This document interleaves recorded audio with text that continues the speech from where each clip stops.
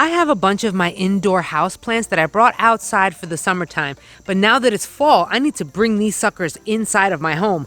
Now, where am I going to put them? Let's find out. What's going on, my plant peoples? I am the ADHD gardener, where I use gardening, houseplants, and humor as a form of mental health therapy. And welcome to my greenhouse. I built this from scratch. Now, I did build another indoor greenhouse. If you haven't checked out that video, I'm gonna drop it down in the description below so you can go check that out. But that greenhouse was an actual legit greenhouse that you would use in your backyard.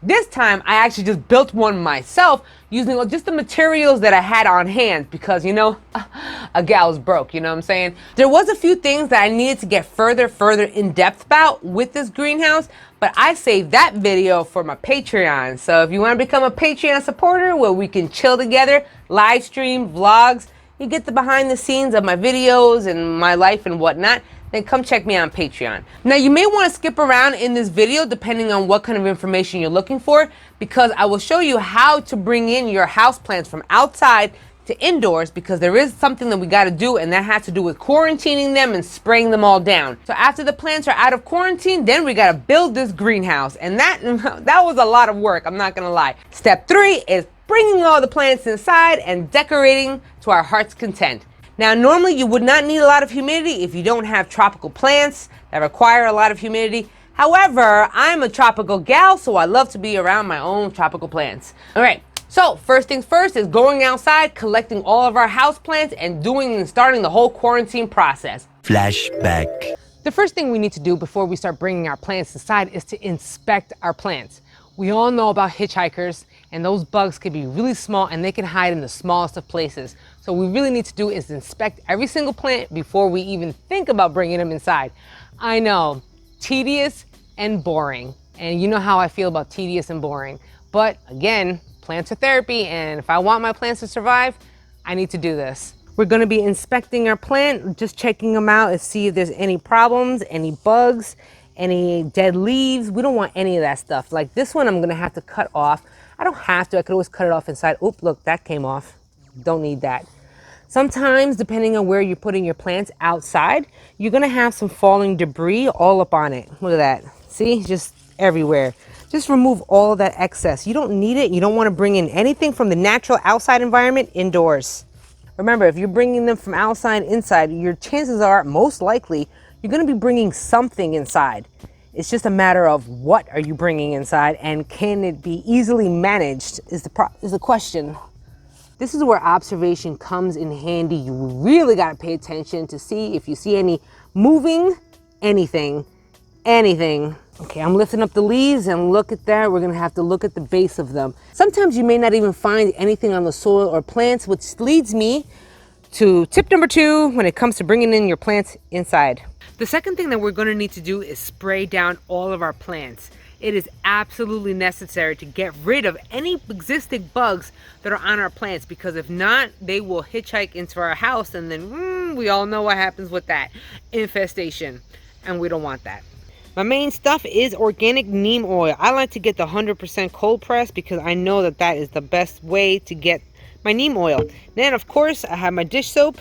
And then I have my bottle of, my spray bottle of water. This is one that I did already. Now this one's a lot darker because I added hot sauce to this. Now I noticed that the bugs do not like hot sauce, so I start adding a bunch of it. So I'm just taking my neem oil. I'm quite generous with it. Basically, I just dump a whole bunch of that. Now, of course, you can follow the directions on the bottom of, the back of the bottle. See that line? Oof, that's my neem oil right there. Next thing I'm gonna need is some dish soap. Not a lot of this one, but this will help, stick this stuff right on our leaves. Not too much, but you want enough just so this liquid will stick onto the leaves. You gotta remember though, when you add hot sauce, you really have a chance of clogging up your spray bottle. I happened to do that when I did with the hot powder, so that's why I don't do powder anymore. I only do sauce. Now it's time to spray your entire plant, all of your plants. You want to do the top of the leaves. You want to spray the bottom of the leaves. Underneath them, I even spray the stems, and I also spray the soil. Yep, I do. I mean, it doesn't really do much for the soil, but hey, I don't want any bugs just to even make themselves at home. Don't want it at all. I grab my big spider plant, and of course we need to get rid of all this stuff. I'm letting you know right now from the rip, anytime you bring a house plant outside that was normally inside, you may run the risk of just developing or getting some weeds. Now this is what happened with this one. I left my yucca plant out here and I wound up getting weeds from the outside. So pluck those off. You don't need them. Get rid of them, all the leaves and all that stuff. You don't want no weeds from the outside.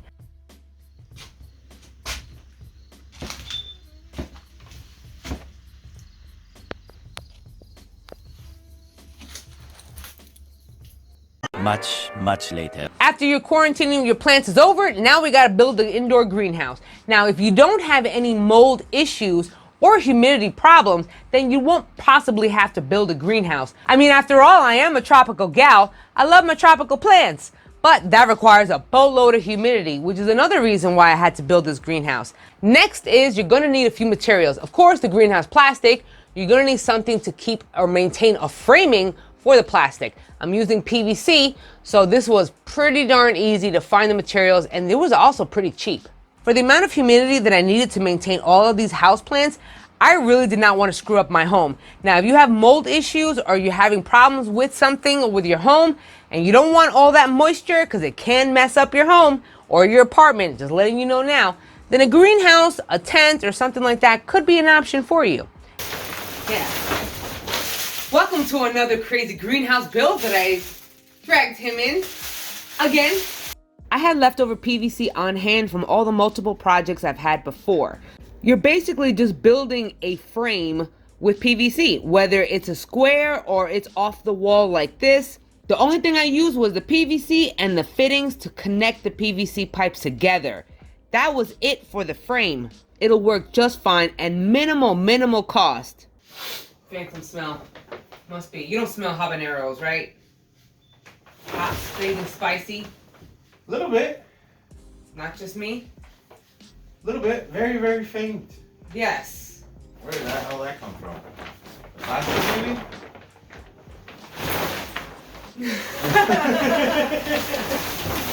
Okay, where's the clamp pieces?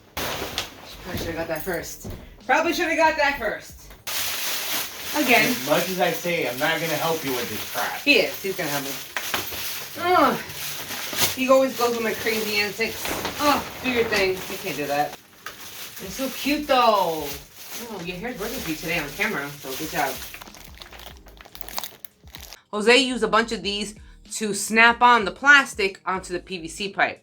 I'm trying not to use tape because I want to be able to preserve this plastic in case I need to move it around from room to room or house to house.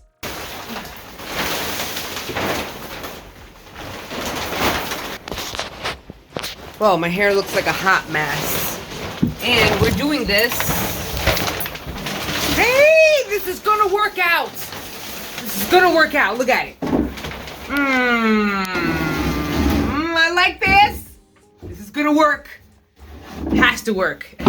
Okay. So this was a very low cost greenhouse to make inside of your home. The reason why I'm going through all of this with the plastic in the indoor greenhouse is because I live in Pennsylvania and there's a mad mold issues. I use double lining of plastic in this greenhouse for the floor because I have wooden floors and I do not want to warp them at all.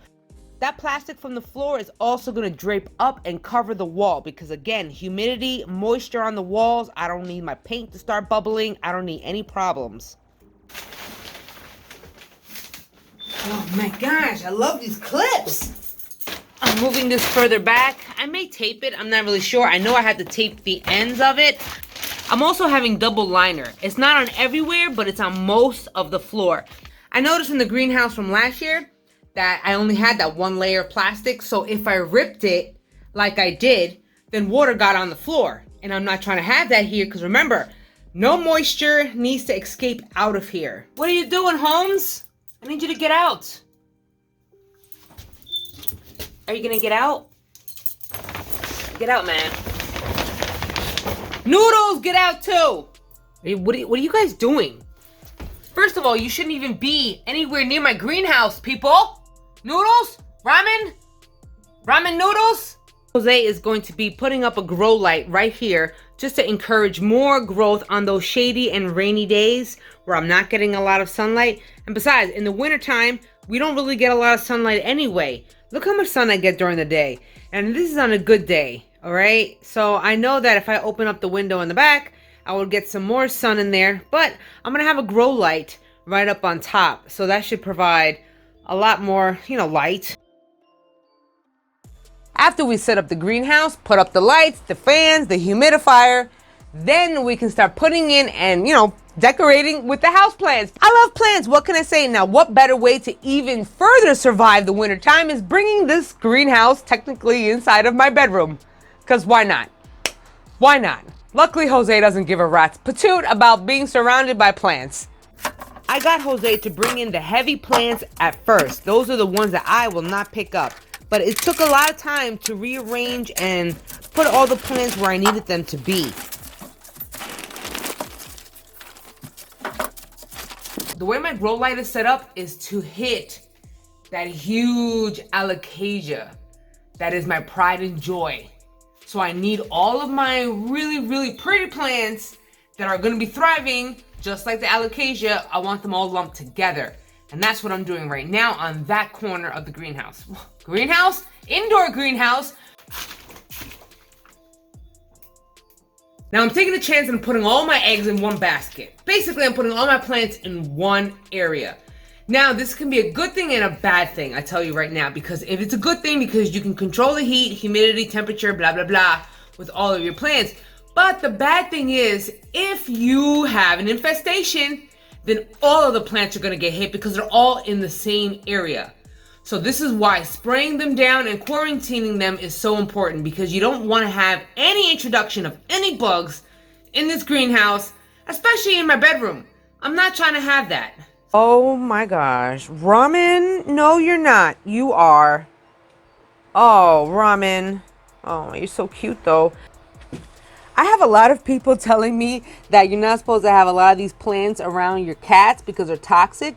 I've never had my cat eat any of my plants. And if I ever did see it, I would spray the shit out of him with a spray bottle to get him away from that. Oh no, you're back. Come on, man.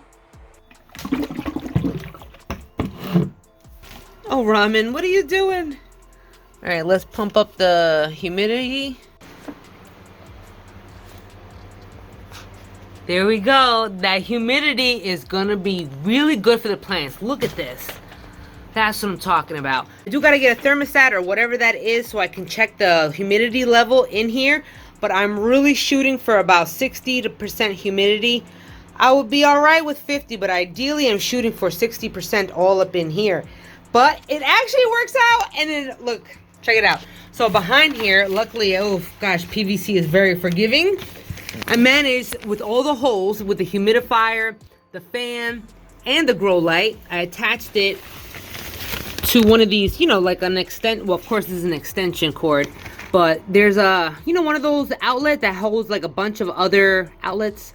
I forget what you call that thing, but it's got that one and it's connecting it all, and I tied it up so it, it can relieve some pressure from it just hanging there. And bam, solution! All I did was release this. This is one of those, the PVC holders. So I just released this and it just fell and it closed up. I really hope you enjoyed this video and you got some good information out of it. Whether you want to build a greenhouse or even just thinking about it. Why not? Why not? Let me know down in the comments below. Do you have, or have you had, or even built one inside of your house? Because us plant parents, you know how we do with our plants. If you did enjoy this video and you want to show me some love, don't forget to smash that like button. Don't forget, oh, I have a hitchhiker again. But it's a cat. Let's try this again. Apparently, if you want to show me and Ramen some love, then don't forget to smash that like button. I really appreciate it. That cat's not supposed to be in here. Also, if you haven't already, then consider subscribing. I drop a video all the time. Also, you can catch me on Facebook and Instagram. And yes, I'm on Patreon. There is behind the scenes to this video that will only be found on Patreon. So if you want to go check that out, consider chilling with me on Patreon. So until the next episode, you guys, where you and me both are going to be growing our happiness one plant at a time, one day at a time. I'll check y'all later in the next episode. Peace and love.